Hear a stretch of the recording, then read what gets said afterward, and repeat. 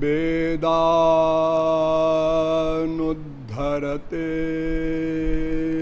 जगन्ति बहते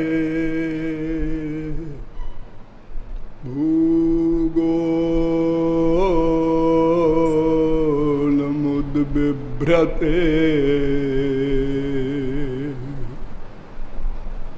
दैत्यं दारयते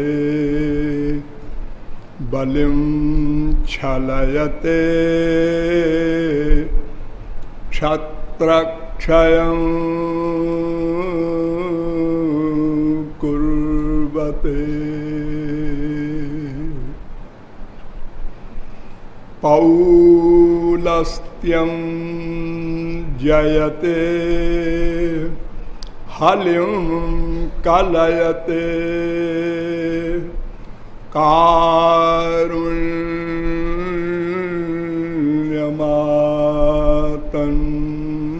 कारुण्यमातन्वते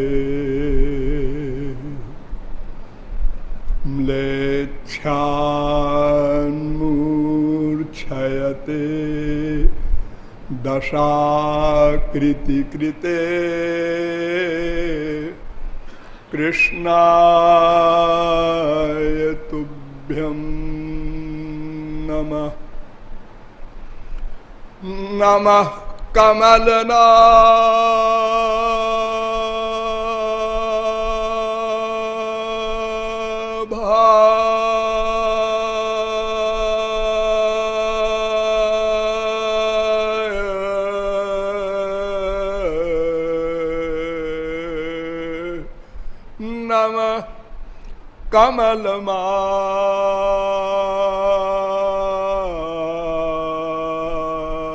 कमलमालिने नमः कमलपादाय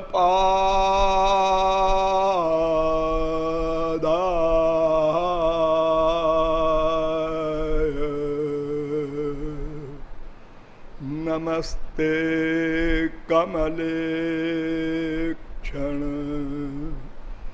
यो ब्रह्माणं विदधाति पूर्वं यो वै वेदांश्च प्रहिणोति तस्मै तद्वं हा देवमात्मबुद्धिप्रकाशं मुमुक्षुर्वै शरणमहं प्रपद्ये।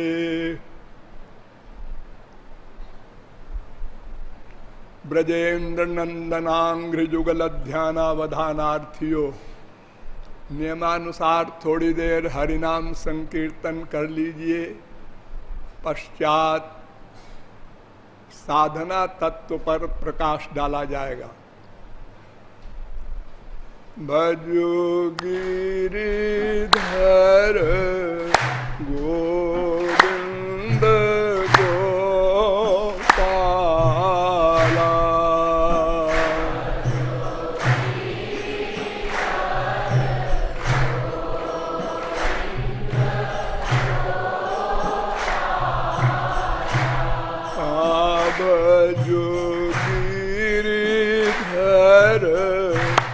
गोविंद गोपाला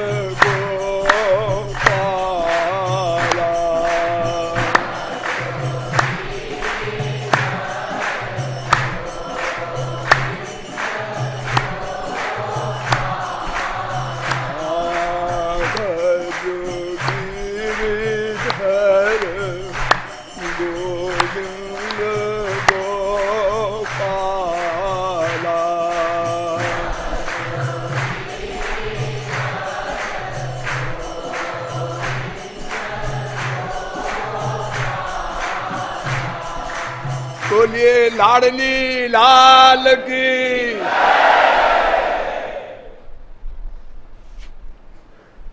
अब आप लोग सावधान हो जाएं।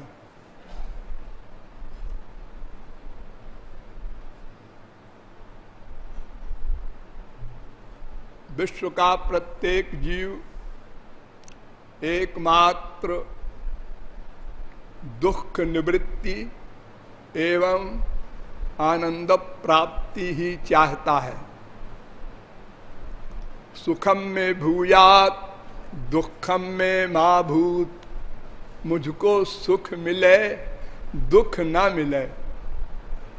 सुखाय कर्माणि करोति लोको न तई सुखम वान्यदुपारमं वा बिंदेत भूयस ततएव दुखम। भागवत तीसरे स्कंद के 5वें अध्याय का दूसरा श्लोक। प्रत्येक व्यक्ति सुख के लिए ही प्रतिक्षण प्रयत्न करता है, किंतु सुख मिला नहीं, उसके बदले में दुख मिलता है। कोई भी जीव एक क्षण को अकर्मा नहीं रह सकता। नहीं कश्चित क्षणमपि जातु तिष्ठत्य कर्मकृत। गीता तीसरे अध्याय का 5वां श्लोक। प्रतिक्षण प्रत्येक प्रयत्न, चाहे वो फिजिकल हो मेंटल हो, कोई भी प्रयत्न हो, केवल आनंद के लिए हो रहा है। और जीव अनादि है, अतएव अनादिकाल से अर्थात सदा से केवल सुख की प्राप्ति के लिए ही प्रतिक्षण प्रत्येक जीव प्रयत्नशील है।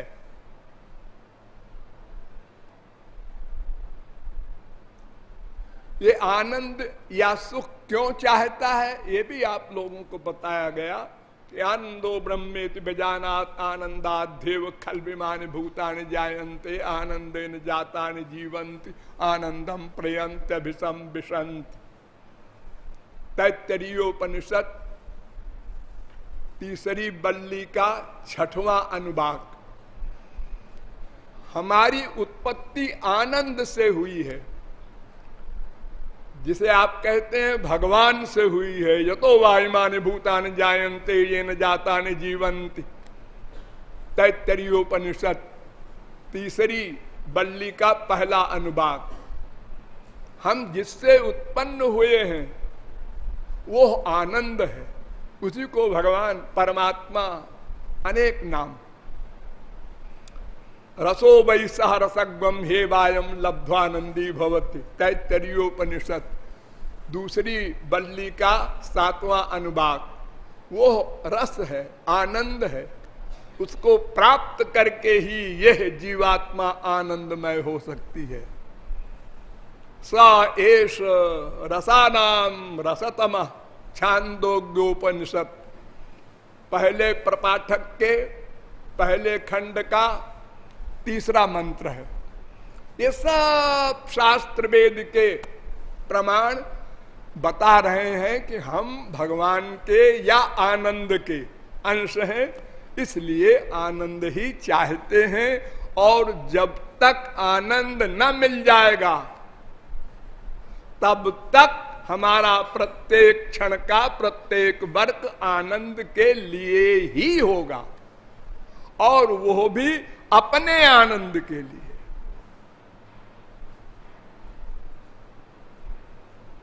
आनंद होता क्या है ये भी आपको बताया गया। जो वै भूमा तत्सुखम नालते सुखमस्ति भूमात्येव विजिज्ञासितव्य। छांदोग्योपनिषद 7वें प्रपाठक का 23वें खंड का पहला मंत्र। जो अनलिमिटेड हो, अनंत मात्रा का हो। नंबर 2, जो सदा रहे, नंबर 3, प्रतिक्षण बढ़ता रहे, उसको आनंद कहते हैं। ईश्वरीय आनंद, स्पिरिचुअल हैप्पीनेस, दिव्यानंद है वो। हम उस आनंद को चाहते हैं। और आनंद तो अनंत बार मिल चुके। मृत्युलोक के आनंद, माँ बाप बेटा स्त्री पति के, स्वर्गलोक के आनंद, ब्रह्मलोक तक के आनंद हमको मिल चुके अनंत बार, लाख करोड़ बार नहीं। तो हम जिस आनंद को चाहते हैं वो आनंद भगवान है, अथवा यूं कह दो वो आनंद भगवान में है। आनंदे बाधस्तात् आनंद उपरिष्टात्, वो ऐसा है भगवान कि उसके नीचे आनंद, ऊपर आनंद, उत्तर आनंद, दक्षिण आनंद, पूर्व आनंद, पश्चिम आनंद, अंदर आनंद, बाहर आनंद, आनंद ही आनंद लबालब भरा है। उसी को भगवान कहते हैं। वो कैसे मिलेगा?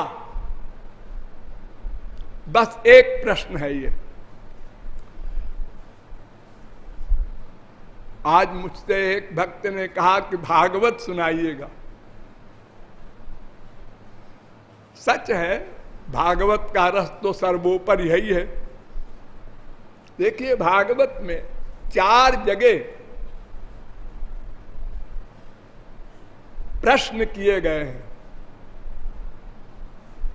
एक जगह शौनकादिक परमहंसों ने प्रश्न किया है सूत जी से। ये सूत जी रोमहर्षण के पुत्र उग्रश्रवा, उनका नाम है सूत जी। और एक जगह परीक्षित ने प्रश्न किया है सुखदेव परमहंस से। और एक जगह राजा निमि ने प्रश्न किया है 9 योगीश्वरों से।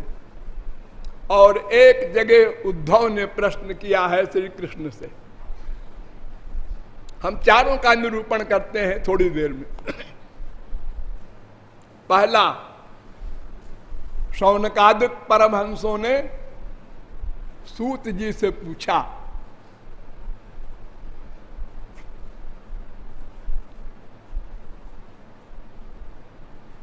श्रेय क्या है? देखिए, वेद में एक कथा है। जमराज से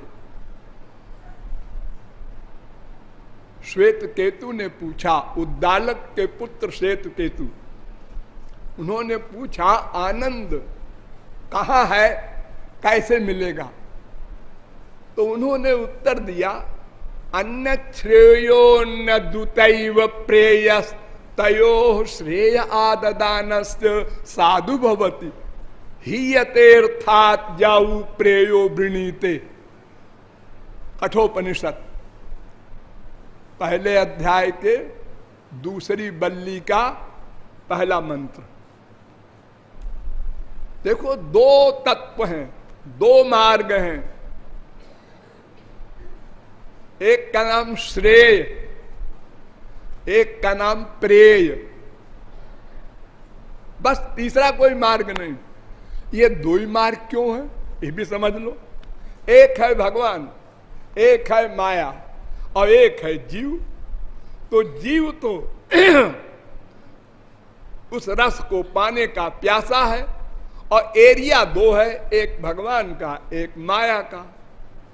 तो भगवान के एरिया का नाम श्रेय और संसार के माया के एरिया का नाम प्रेय। तीसरा कोई एरिया नहीं जहां आप जा सकें। या तो आप श्रेय की ओर जाएंगे, भगवान की ओर, वहां सरेंडर करेंगे, और या तो आप संसार को सरेंडर करेंगे, संसार में सुख ढूंढेंगे। बस। तो यमराज कहते हैं कि श्रेय आददान से साधु भवत, जिसने श्रेय को अपना लिया वो आनंद से माला माल हो गया, और जिसने प्रेय को अपना लिया वो 84 लाख में घूमा करेगा, दुख भोगा करेगा। तो श्रेय पूछ रहे हैं सौनकादिक परमहंस, उनसा में कांततः श्रेयस्तन में संसितुमर्हसि। पहले स्कंद के पहले अध्याय का 9वां श्लोक है भागवत का। महाराज, श्रेय क्या है? जो वेदों में यमराज ने कहा है श्रेय को अपनाने से परमानंद मिल जाएगा, वो श्रेय क्या है?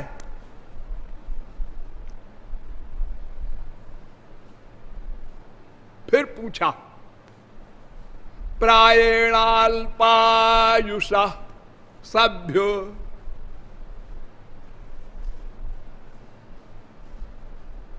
कलावस्मिन् युगे जना मंदा सुमंद मतयो मंद भाग्याहुपद्रुता। महाराज, एक कलयुग है, हाँ मालूम है। तो इसमें एक तो बड़ी कम आयु होती है, 100 वर्ष हो जाए किसी की आयु तो साहब बड़ा भाग्यवान है। 40 साल में हार्ट फेल हो रहे हैं। और मंद मतयो, मंद बुद्धि इतनी हो कलयुग में है कि 10 मिनट बाद पूछो तुमसे हमने क्या कहा था, ओ भूल गया। ये हालत। तो ऐसी स्थिति वाली कोई सरणी, कोई मार्ग ऐसा बताइए जो कलयुग के इन सब मनुष्यों के लायक हो। आप कोई योग और ज्ञान और तपश्चर्या ये सब न बता देना, ये सब आजकल के मनुष्य नहीं कर सकते। और सरल जो हो। पहले स्कंद के पहले अध्याय का 10वां श्लोक, भूरिणी भूरि कर्माणि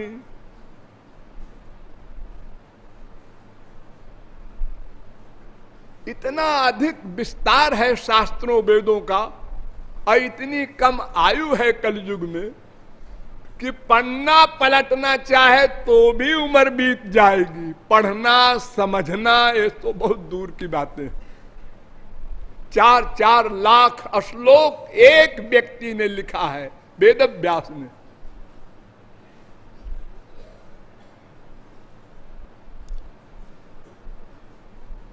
तो भूरिणी भूरि कर्माणि श्रोतव्यानि विभागशः अतः साधोत्र यत्सारं समुद्धृत्य मनीषया ब्रूहि न श्रद्धानानां येनात्मा संप्रसीदति। प्रथम स्कंद के प्रथम अध्याय का 11वां श्लोक। तो महाराज, इन सब बातों को सोचकर आप उत्तर दीजिएगा क्या श्रेय है ऐसे लोगों के लिए। आप बड़ी बड़ी बात कह जाएं, ठीक है, आपकी वो बात भी ठीक है, लेकिन हमारे लिए निरर्थक है।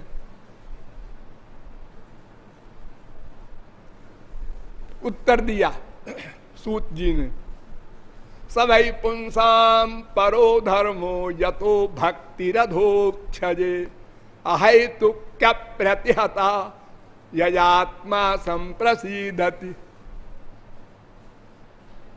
एक धर्म है, एक कर्म है, एक मार्ग है, बस एक रास्ता है। क्या? यतो भक्तिरधोक्षजे, श्री कृष्ण में भक्ति हो, श्री कृष्ण में भक्ति हो, बस एक मार्ग है कलयुग के इन सब जीवों के अनुसार। भक्ति हो, अरे तो भक्ति तो सब लोग, तमाम लोग कर रहे हैं। नहीं, इसमें 2 शर्त है। अहेतु क्या प्रतिहता, एक तो भक्ति में यह शर्त है कि कोई कामना ना हो। जा रहे हैं वैष्णो देवी, जा रहे हैं तिरुपति के मंदिर, कामना लेके हमको संसार मिल जाए, माँ बाप बेटा स्त्री धन पति प्रतिष्ठा ये सब मिल जाए। अभी कम नशे में है, खूब मिल जाए तो और नशे में हो जाए तो भगवान को भी गाली दें शिशुपाल की तरह। ये वरदान मांगने जाते हैं हम लोग मंदिरों में, 99.9% लोग। तो कामना रहित होकर भक्ति हो, पहली शर्त। दूसरी शर्त अप्रतिहता निरंतर भक्ति हो। 5 मिनट के लिए राधे राधे राधे कर लिया, उसके बाद गाली गलौज, काम क्रोध लोभ मोह, भयंकर कलयुग का प्रभाव। आपने 10 रुपया कमाया, 100 रुपया खर्चा कर दिया तो क्या हाल होगा। निरंतर हो, तैल धारावध विच्छिन्न। जैसे 2 लकड़ी रगड़ी जाती है जब अरणी की, तो लगातार रगड़ते रहो तो आग प्रकट होगी। और आपने रगड़ा, फिर ठंडी हो गई लकड़ी, फिर रगड़ा, फिर ठंडी हो गई, तो लकड़ी टूट जाएगी, आग नहीं निकलेगी। क्योंकि आपके अंतःकरण में जो मैल है उसके लिए आपने थोड़ी देर भक्ति की, वो साबुन लगाया, थोड़ी मैल धुली, उसके बाद फिर डुबो दिया आपने गंदगी में। तो इस तरह से तो कभी भी ये अंतःकरण शुद्ध नहीं होगा। तो 2 शर्तों के साथ भक्ति हो, मोक्ष पर्यंत की कामनाओं से रहित, भुक्ति मुक्ति दोनों कामनाओं से रहित, और कोई विघ्न बाधा नहीं, निरंतर ऐसी भक्ति हो। बस इससे और सरल कोई मार्ग नहीं, सबसे सरल मार्ग है। क्यों जी, ये ज्ञान वैराग्य की बड़ी प्रशंसा शास्त्रों वेदों में लिखी है, अब आप कहते हैं खाली भक्ति करो और लक्ष्य मिल जाएगा। नहीं नहीं नहीं, वासुदेवे भगवती भक्ति योग प्रयोजिता जनयत्याशु वैराग्यम ज्ञानंच यदहेतुकम। पहले स्कंद के 2 अध्याय का 7वां श्लोक। श्री कृष्ण में भक्ति करो तो जितनी लिमिट की तुम भक्ति करोगे, तुम्हारे मन का अटैचमेंट श्री कृष्ण में होगा, उतनी लिमिट का वैराग्य नेचुरल हो जाएगा, और उतनी लिमिट का वो भगवान का अनुग्रह होगा, यानी भगवान अपना ज्ञान प्रदान करेंगे। यानी ज्ञान वैराग्य अपने आप होता जाएगा। जैसे आप भोजन करते हैं, हाँ, किस लिए करते हैं? भूख लगी है इसलिए, हाँ, लेकिन खाना खाने के बाद क्या हुआ ये मुझे नहीं मालूम, हमारी भूख शांत हो गई। हाँ, उसके आगे रस बना, रक्त बना, मांस बना, मैदा बना, मज्जा बना, हड्डी बनी, बीर्ज बना, ये सब धातुएं बनती हैं।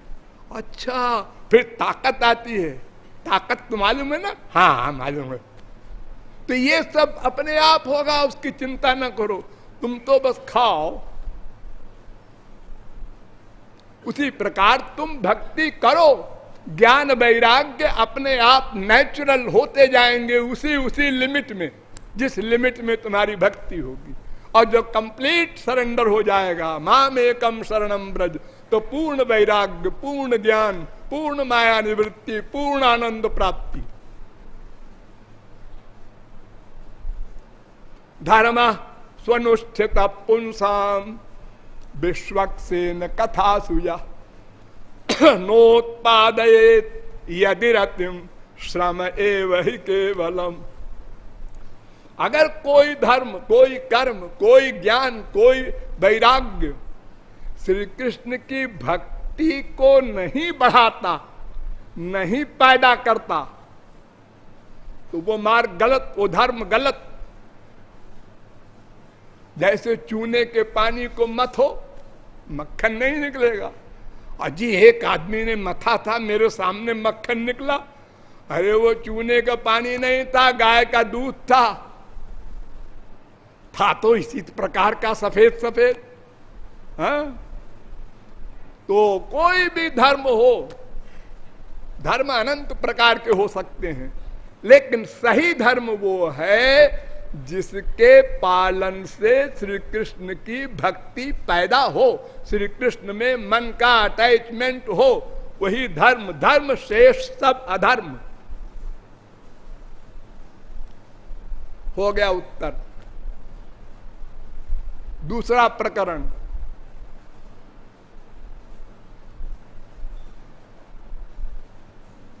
नौ योगीश्वर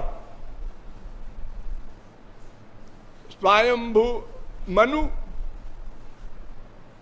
ब्रह्मा के पुत्र, स्वयंभू मनु के पुत्र प्रियव्रत, प्रियव्रत के पुत्र आग्निध्र, आग्निध्र के पुत्र नाभि, नाभि के पुत्र ऋषभ।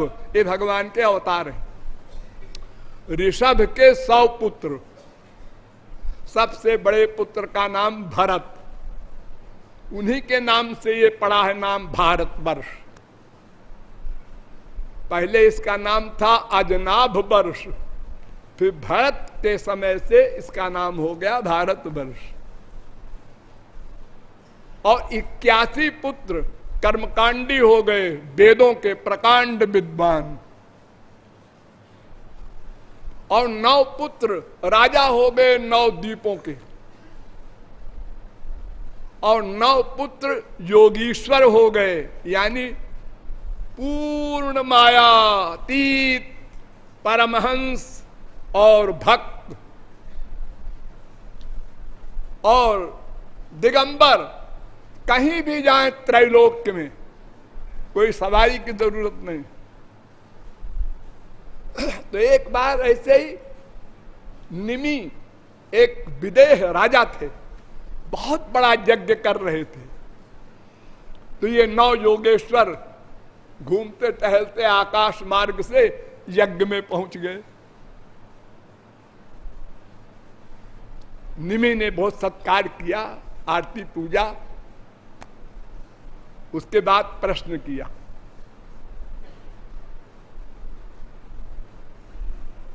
दुर्लभो मानुषो देहो देहिनाम क्षण भंगुरा तत्रापि दुर्लभम मन्ने वैकुंठ प्रिय दर्शनम अत आत्यंतिकम क्षेमम पृच्छामो भवतो नघाः।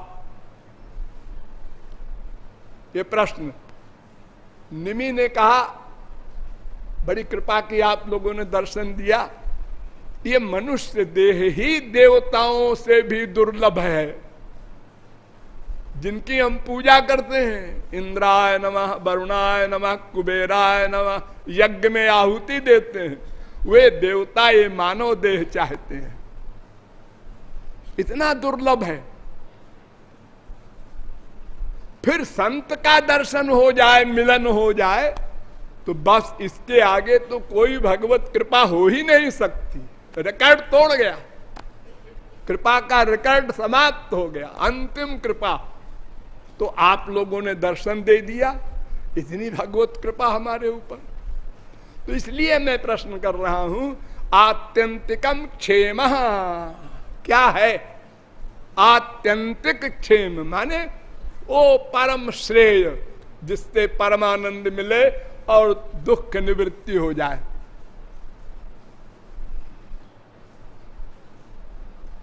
ये प्रश्न है, इसका बड़ा सुंदर उत्तर दिया है वो भागवत का एक टॉप का। मैं तो नंबर 1 का श्लोक मानता हूं उसको। भयम द्वितीयाभिनिवेशतस्यादिशादपेतस्य विपर्ययो स्मृति तन्मायया तो बुध आभजेत्तं भक्त्यैकयेशं गुरुदेवतात्मा। ये 9 योगीश्वर में पहले योगीश्वर जो थे कवि, कबीर हरिरंतरिक्ष प्रबुद्ध पिप्पलायन।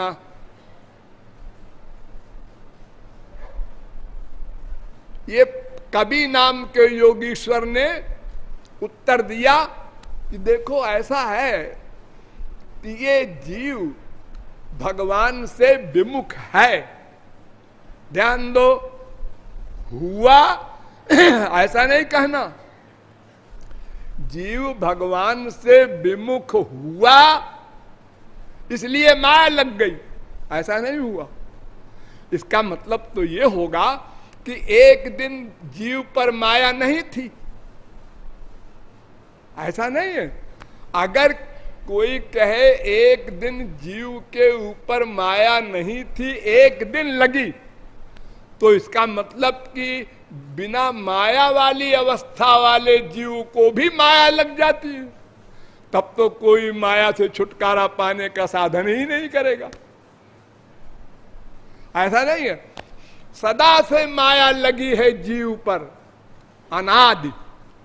जैसे भगवान अनादि, ऐसे जीव अनादि, माया अनादि, और जीव पर माया जो हावी है वो भी अनादि। किसी का प्रारंभ नहीं है इनमें।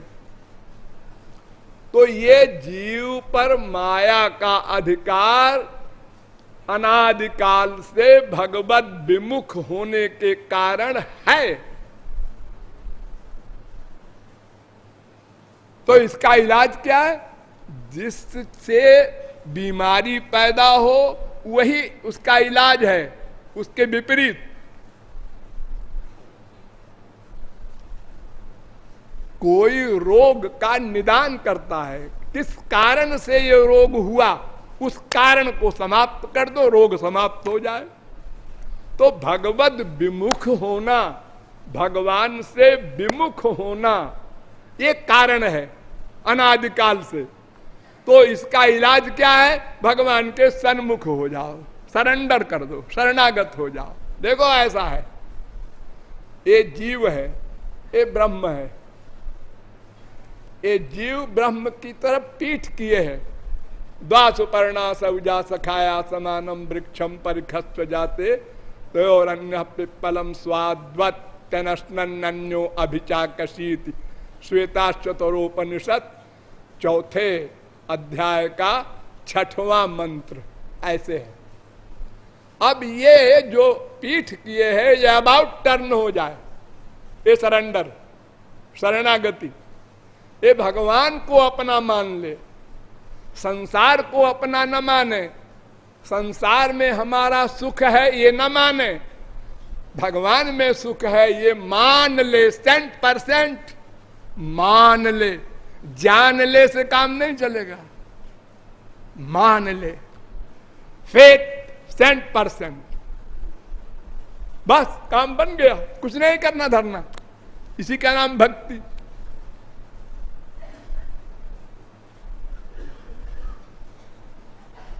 और कितना सरल है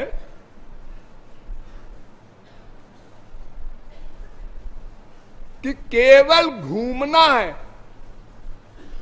कुछ करना वरना नहीं है। देखो, एक 18-20 साल की लड़की जब तक विवाह नहीं हुआ होता, वो मायके के हर सामान को अपना कहती है, अपनी सहेली को बताती है ये हमारा है, ये डैडी वहां लाए थे, ऐसा बड़ा घमंड। शादी होते ही क्या हो गया जादू कि पति के सारे सामान में ममत्व हो गया। ये हमारा है, ये कोठी है, ये गाड़ी है, ये बैंक बैलेंस है, और वो जो अभी तक कहा करती वो तो भैया का है। क्या बाप ने अभ्यास कराया लड़की को? नो, 1 सेकंड में हो गया। ये फेथ, ये हमारे काम का है, ये हमारा है, ये नहीं है, ये फेथ हो गया। तो ये संपूर्ण विश्व हमारा नहीं है, ये शरीर के लिए है, हम आत्मा हैं, हमारे लिए भगवान है। इतना सा ज्ञान पक्का करना है बस। यही मिस्टेक है। द्वितीयाभिनिवेशता का मतलब हमने अपने को शरीर मान लिया। और बोलते हैं मेरा शरीर कमजोर हो गया, मेरा मन नहीं लगता, मेरी बुद्धि काम नहीं करती। तो ये जो मेरा मेरा बोल रहे हो, तो जो मेरा होगा वो मैं कैसे हो सकता है? ये मेरा मकान है। हाँ, अब मेरा मकान है और कोई चूना गारा लेके आपके शरीर में पोतने लगे तो आप कहें क्या करता है बदतमीज। अरे हम चूना ऊना लगा रहे हैं मकान के ऊपर। अरे तो मैं मकान थोड़े हुए, मेरा मकान वो है। तो ऐसे ही ये आपका मकान है, ये आपका शरीर है, आप शरीर नहीं है। घोर से घोर नास्तिक बोलता है आज वो नेता मर गया 4 बजे, उसके शव के दर्शनार्थ लोग जा रहे हैं। क्यों जी? वो जो मर गया वो कौन था? वो तो और कोई था, ये तो बॉडी है, डेड बॉडी है। तो इसका मतलब आपकी बॉडी आपसे अलग है। हाँ, का लगा है आपका शरीर, आपका मन, आपकी बुद्धि, तो आप अलग हैं। तो आप स्पिरिचुअल हैं, दिव्य हैं, भगवान के अंश हैं। इसलिए आपका सुख भगवान। शरीर पंच महाभूत का है और संसार पंच महाभूत का बना है, इसलिए संसार पंच महाभूत के शरीर का सब्जेक्ट, भगवान आत्मा का सब्जेक्ट। अब आप आत्मा के सब्जेक्ट को संसार में ढूंढते हैं, यही द्वितीयाभिनिवेश है, कंफ्यूजन, विपर्जय, बुद्धि का विपर्जय। जैसे किसी को साइकोलॉजिकल बीमारी हो जाती है तो बाप को नहीं पहचानता, माँ को नहीं पहचानता, अपने आप को नहीं पहचानता। ऐसे ही हम भूल गए भगवान को, आत्मा को, शरीर को अपना मान लिया मैं। अब जब शरीर को मैं मान लिया तो शरीर संबंधी विषय के पीछे भाग पड़े। कहां आनंद है? अरे सब जिधर भाग रहे हैं वहीं होगा क्या? सब बेवकूफ है? देखो सब भाग रहे हैं करोड़पति, अरबपति, खरबपति बनने के लिए, तुम भी भागो। ये 10-20 आदमी इधर जा रहे हैं, देखा ढीला है स्क्रू, तुलसी सूर, मियाँ कबीर, नानक, तुकाराम, ये लोग इधर जा रहे हैं और सब तो कह रहे हैं इधर है आनंद। बस इसी देखा देखी में, बिना शास्त्रों वेदों के ज्ञान के, और अगर ज्ञान हुआ भी तो उसको मानते नहीं, फेत नहीं, भाग रहे हैं 84 लाख में। तो कभी योगीश्वर ने कहा कि भगवान के सन्मुख हो जाओ, इसके लिए भक्ति करो, भक्त्यई कयेशं। और वो भक्ति 2 की करना होगा, गुरु देवतात्मा, गुरु को और भगवान को एक क्लास में रखकर भक्ति करना होगा, तब अंतःकरण शुद्ध होगा, तब गुरु कृपा करके दिव्य शक्ति देगा, तब भगवान का लाभ मिलेगा, माया निवृत्ति आदि होगी।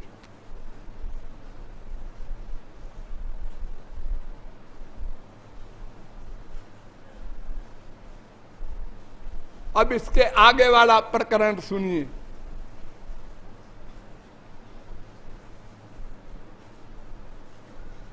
परीक्षित सुखदेव परमहंस से पूछते हैं, यत् श्रोतव्यम अथो जप्यम यत् कर्तव्यम निर्भि प्रभो स्मर्तव्यम भजनीयम वा ब्रूहि यद् वा विपर्जयम।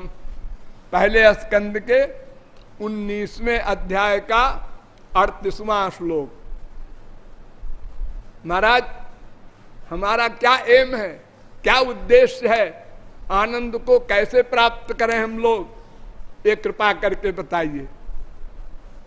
ये प्रश्न है। उत्तर दिया सुखदेव परमहंस ने, बहुत सीधा था।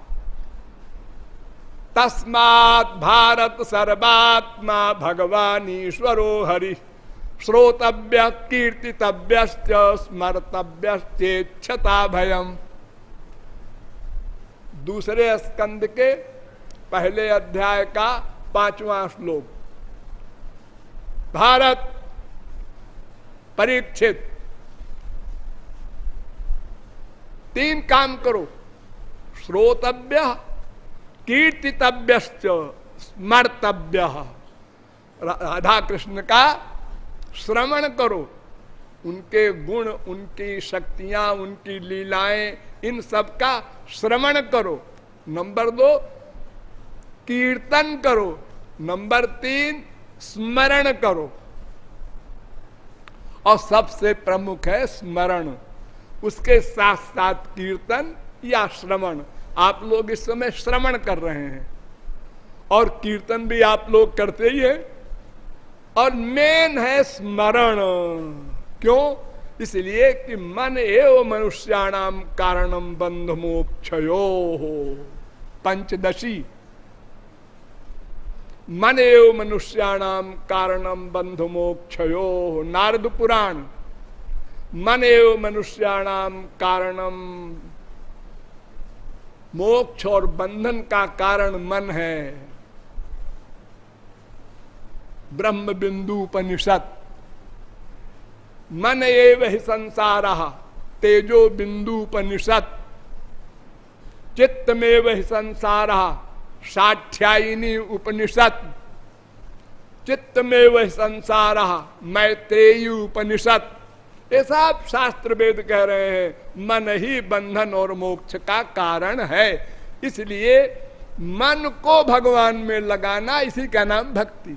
अब हेल्पर है, इंद्रियों को भी लगाए रहो, कीर्तन करो, सब ठीक है, लेकिन अगर स्मरण नहीं है तो यही हाल होगा कि 0 गुणे 1 करोड़ बराबर 0, कुछ परिणाम नहीं मिलेगा। क्योंकि तुमने मन का स्मरण तो संसार में किया, तो जहां मन का अटैचमेंट होगा उसी का फल मिलेगा। तो सुखदेव परमहंस ने कहा ये करना है। नह्यतोन्य शिव पंथा विशता संसृता विह वासुदेवे भगवती भक्ति योगो यतो भवेत। फिर कहते हैं सुखदेव परमहंस दूसरे स्कंद के दूसरे अध्याय का 33वां श्लोक। बस इससे और श्रेष्ठ कोई मार्ग नहीं और सरल कोई मार्ग नहीं कि वासुदेव श्री कृष्ण में मन का लगाव करो, भक्ति करो। भगवान ब्रह्म कार्ष्णेन त्रिरन्वीक्ष मनीषया तदध्यवस्यत् कूटस्थो रतिरात्मन यथा भवेत्। सुखदेव परमहंस कह रहे हैं परीक्षित से कि ब्रह्मा ने 3 बार वेदों को मथा,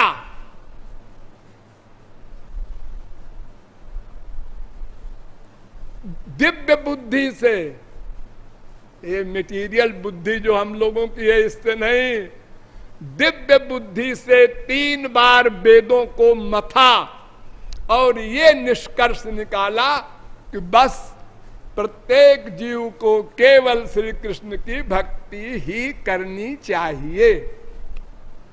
दूसरे स्कंद के दूसरे अध्याय का 34वां श्लोक। फिर कहा सुखदेव परमहंस ने तस्मात् सर्वात्मना राजन हरि सर्वत्र सर्वदा श्रोतव्य कीर्तितव्यश्च स्मर्तव्यो भगवान नृणाम। दूसरे स्कंद के दूसरे अध्याय का 36वां श्लोक। वही 3 बात फिर दोहरा रहे हैं। श्रवण करो भगवान की लीलाओं का, कथाओं का, और कीर्तन करो वाणी से, और स्मरण करो। ये 3 भक्ति प्रमुख है। इसके करने से तुम्हारा लक्ष्य मिल जाएगा। अब अंतिम सुनो। उद्धव परमहंस जिनके लिए भगवान ने कहा नोद्धवोन्वपि मन्यूनः, उद्धव मुझसे कम नहीं है। इतना बड़ा ज्ञानी उद्धव। वो पूछ रहे हैं श्री कृष्ण भगवान से, पूछने वाला परम ज्ञानी और जिससे पूछ रहे हैं वो भगवान, वो भी सुप्रीम पावर। क्या पूछ रहे हैं? बदंत कृष्ण श्रेयांसि बहूनि ब्रह्मवादिना तेषाम विकल्प प्राधान्य मुताहो एक मुख्यता। कितना बढ़िया क्वेश्चन है। हे श्री कृष्ण, तुम भगवान हो, तुम्ही ने वेद प्रकट किया है, तो तुमसे अधिक और कौन ज्ञानी है? मैं एक बात पूछ रहा हूं कि कल्याण का मार्ग, श्रेय क्या है? इस विषय में अनेक बातें वेदों में, शास्त्रों में, पुराणों में, धर्म ग्रंथों में, संतों में, सब ने कही है। अब एक बेचारा मनुष्य सुनने वाला कंफ्यूज्ड हो जाता है। एक कहता है मैं अधम हूं, पतित हूं, गुनहगार हूं, आपका दास हूं, कृपा करो, बचाओ, मर रहा हूं। और एक कहता है मैं ब्रह्म हूं, मैं भगवान हूं। अब सुनने वाला कहता है कि ये पागल है कि वो पागल है। इतना बड़ा उल्टा।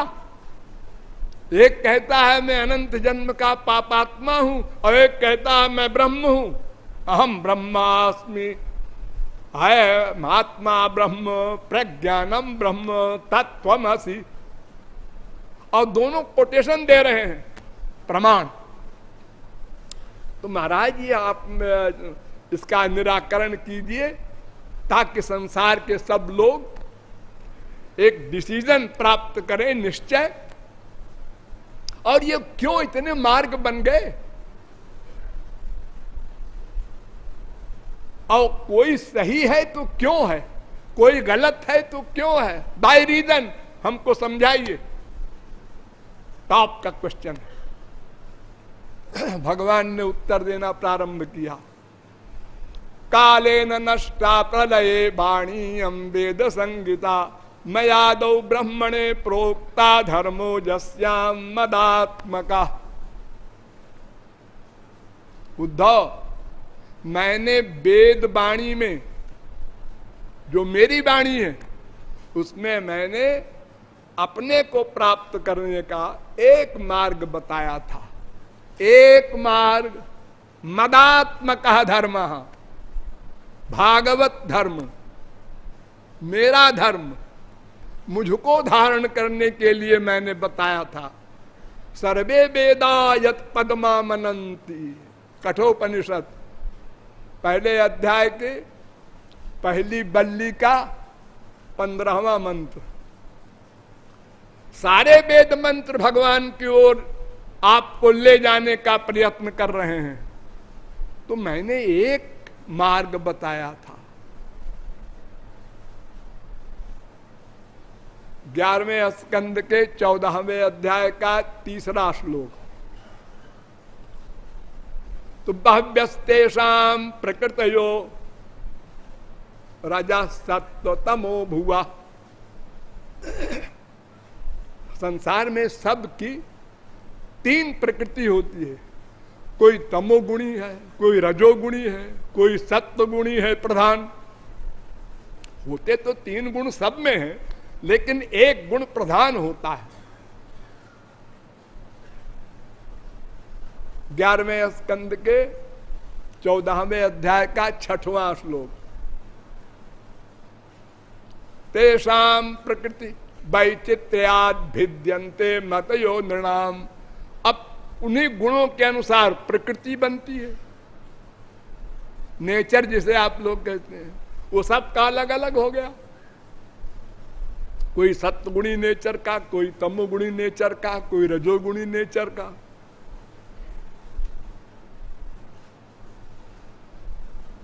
लेकिन ये सब के सब, अब सुनो जजमेंट, ये सब के सब मन माया मोहित धिया पुरुषा पुरुषर्षभ श्रेयो बदन्त्यनेकांतम यथा कर्म यथा रुचि। 11वें स्कंद के 14वें अध्याय का 9वां श्लोक। सब मेरी माया के अंडर में है, चाहे सत्वगुणी हो, चाहे रजोगुणी हो, चाहे तमोगुणी हो। तो जो जिस गुण का है उसने मेरी वेदवाणी का वैसा ही अर्थ कर दिया।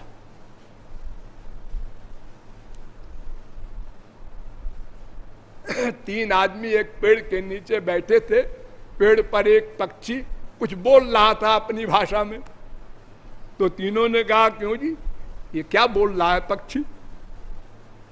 तो उसमें एक था पहलवान। तो उसने कहा, ये बोल रहा है दंड बैठक कसरत, दंड बैठक कसरत। दूसरा था साधक भक्त। उसने कहा, ये नहीं बोल रहा है, ये बोल रहा है राम सीता दशरथ, राम सीता दशरथ। एक बनिया था वो दुकानदार, वो कह रहा है तुम दोनों नहीं जानते, ये बोल रहा है सोंठ मिर्च अदरक, सोंठ मिर्च अदरक। अब वो पक्षी क्या बोल रहा है, ये तो कोई पक्षी के अंदर घुस कर दो देख नहीं रहा, जान नहीं रहा है। अपनी अपनी रुचि के अनुसार सब अर्थ कर रहे हैं।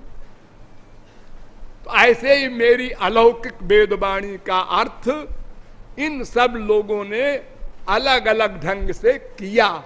ये सब माया मोहित, इसलिए सब का अर्थ गलत।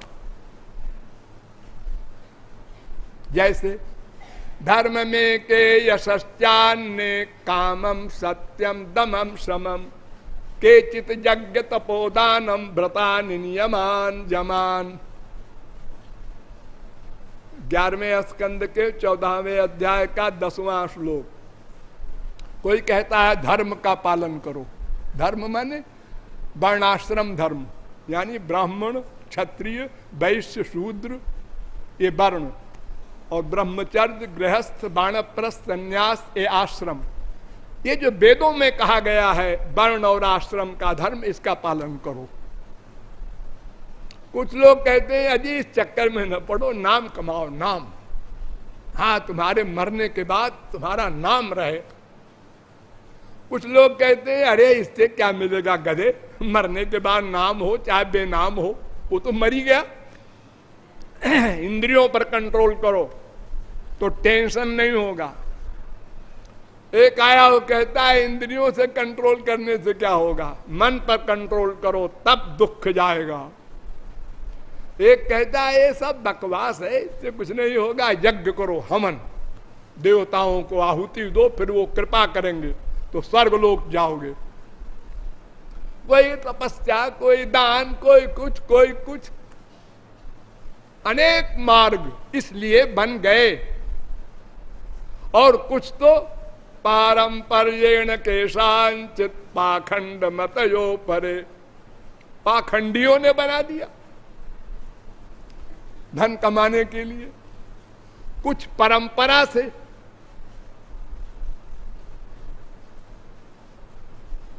लड़की की शादी किया, हाँ किया, उसी दिन अचानक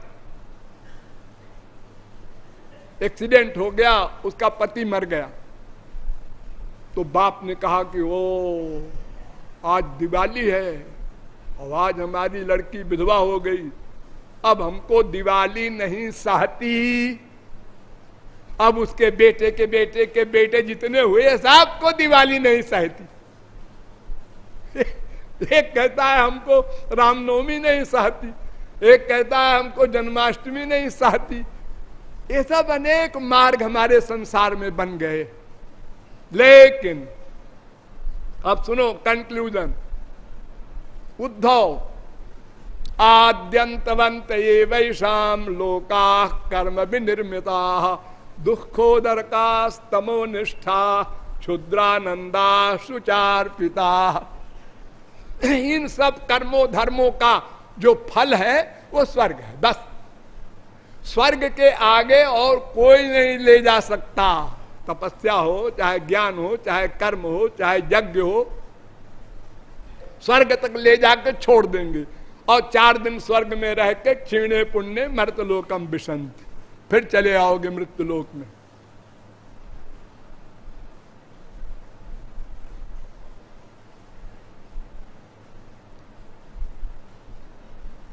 तो फिर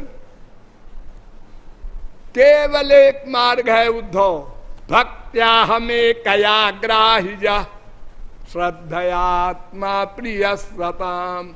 एक भक्ति से ही मैं ग्राह्य हूं, प्राप्य हूं, और कोई मार्ग नहीं है। सब लोगों ने गलत बना लिया अपनी अपनी बुद्धि के अनुसार। केवल भक्ति से मैं मिलता हूं। और अगर कोई ऐसा ज्ञान हो, धर्म सत्यदयोपेतो विद्या वा तपसान्विता, धर्म यानी कर्म और ज्ञान और भक्ति 3 होते हैं प्रमुख। तो कर्म धर्म, अगर सत्य और दया ये 2 गुण हैं, सत्य और दया से युक्त धर्म भी हो प्लस तपश्चर्या से युक्त ज्ञान भी हो, तो भी भगवत प्राप्ति तो बहुत दूर की बात, अंतःकरण भी शुद्ध नहीं कर सकते। बस स्वर्ग तक ले जाके छोड़ देंगे। 11वें स्कंद के 14वें अध्याय का 22वां श्लोक, कथम बिना रोमहर्षम द्रवता वा चेतसा बिना। बिना भक्ति के, जिसमें भगवान का स्मरण करके रोमांच हो जाए, कंप हो, आंखों से आंसू आवे, ये जो भक्ति का मार्ग है, इसके बिना अंतःकरण शुद्ध नहीं हो सकता। शंकराचार्य सरी के अद्वैती ने, जो सगुण साकार को नहीं मानते थे, उन्होंने भी अपनी मां को उपदेश दिया और कहा, शुद्धेति नान्तरात्मा कृष्ण पदाम्भोज भक्ति मृते। श्री कृष्ण की भक्ति के बिना अंतःकरण शुद्ध नहीं होगा। और माया निवृत्ति और भगवत प्राप्ति तो आगे की बातें। तो केवल भक्ति से ही हमारा लक्ष्य प्राप्त होगा। और भक्ति के लिए प्रहलाद भक्त शिरोमणि कहते हैं, कोत प्रयासो सुरबाल का हरे रूपासने स्वे हृदय छिद्रवत सता। असुर बालकों को उपदेश दे रहे हैं, अरे भक्ति में क्या कठिनता है, न कोई नियम है, न कोई कायदा कानून है। माँ से प्यार करते हो, हाँ, तो क्या आसन जमा के, नहा के, धो के, आंख बंद करके करते हो? जैसे माँ से, बाप से, भाई से, बीबी से, पति से, बेटे से प्यार करते हो, ऐसे ही भगवान से प्यार करना है। बस कुछ सोचना ही नहीं कि कोई जगत गुरु के बाप आके बताएंगे बड़ा भारी कोई मार्ग उल्टा सीधा होगा, कुछ नहीं है। जैसे संसार से प्यार करते हो वैसे करना है। बस 2 शर्त लगा दो उसमें कि कोई कामना न हो और निरंतर हो। और कुछ नई बात नहीं है शास्त्रों वेदों में। कृपालु का चैलेंज, अगर कोई बाबा आपसे कहे कि और बात है, लाना हमारे पास। प्रियते, देखो प्रहलाद का वाक्य है, 7वें स्कंद के 7वें अध्याय का 38वां श्लोक है। प्रियते मलया भक्त्या हरिरन्यद विडंबनम। अरे मनुष्यों, केवल भक्ति से ही भगवान प्रसन्न होते हैं और सब विडंबना है, बकवास है, किसी भी मार्ग को ना अपनाना। 7वें स्कंद के 7वें अध्याय का 52वां श्लोक। अरे गीता तो आप लोग पढ़ते ही होंगे। गीता में भगवान ने कहा, अनन्य चेता सततम यो मां स्मरति नित्यसा तस्याहम सुलभा। सुलभा बड़ा आसान हूं मैं, सुलभ हूं। पार्थ नित्य युक्त योगिना, 8वें अध्याय का 14वां श्लोक। बस निरंतर मेरा स्मरण करो अर्जुन, बस मैं सुलभ हूं। भक्त्या त्वनन्यया शक्य अहमेवं विधोर्जुन द्रष्टुम ज्ञातुम च तत्तेन प्रवेष्टुम च परंतप।